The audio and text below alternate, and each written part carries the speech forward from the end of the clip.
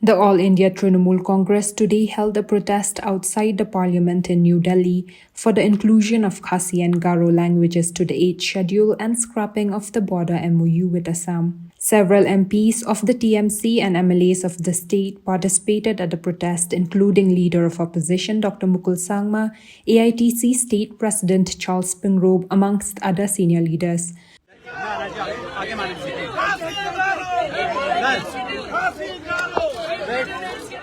Following the protest, AITC Rajya Sabha MP Derek O'Brien, along with state's party leaders, held a press briefing at the Constitution Club of India in New Delhi.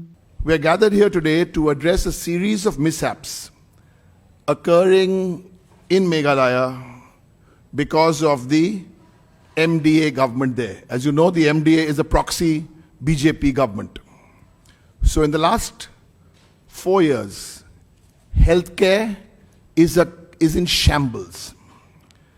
Education system is in shambles. Less said about the infrastructure, the better.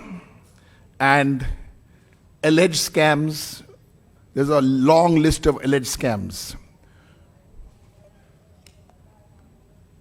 Today, in the dharna in the morning, demand is very simple. The need to include Garo and Khasi languages in the 8th schedule of the Constitution of India. The need to include Garo and Khasi languages in the 8th schedule of the Constitution of India. Second-hand treatment to the northeastern states. Second-hand treatment to the northeastern states. Only 3 languages from the northeast have been included in the 8th schedule. Only 3. We're asking for 2 more.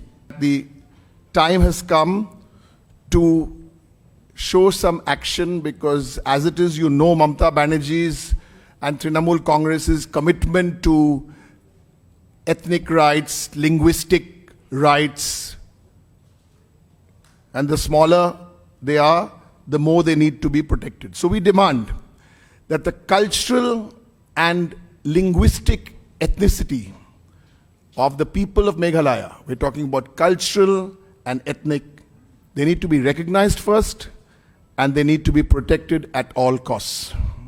Today is the first time in the history of my political innings that we have to come and do what we did in the morning to draw the attention of the government of India. It is simple. I think what we mean is very clear indicative of our frustration. Frustration for not getting the kind of attention from the government of the day. And this is something which is not in sync with what we expect in our given democracy. Because this great nation has its own history. We may belong to a small state. Meghalaya is a very small state where we have 2 members in the Lok Sabha. So maybe we are insignificant in national politics, but we are significant because we belong to this great nation. The decision of both the state governments pertaining to their decision to resolve the long-pending border-related problem with the counterparts.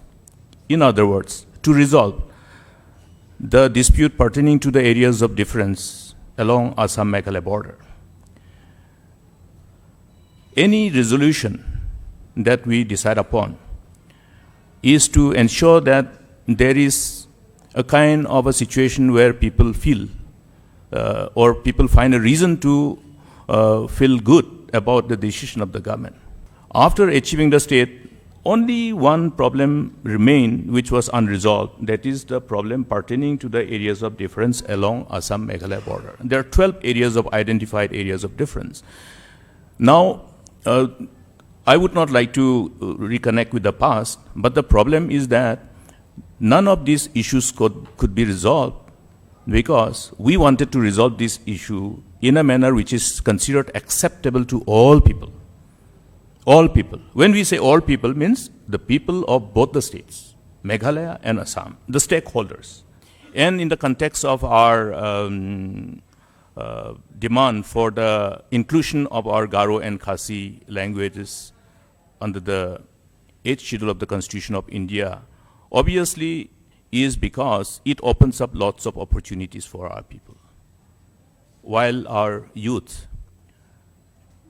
aspire to fill up in the job spaces available across the nation. And there should be a level playing ground for all. Our responsibility towards our people revolves around the question of justice and equality for all.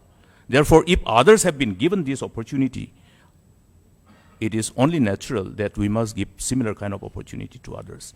It is from that perspective that we all collectively took a resolution in the Legislative Assembly as mandated by the Constitution and submitted it before the Government of India to consider. But unfortunately, as I have said, the Government of India has not been responsive to this call. And that's the reason why we have to come this far and demonstrate today before the Parliament. And that's why we are here together.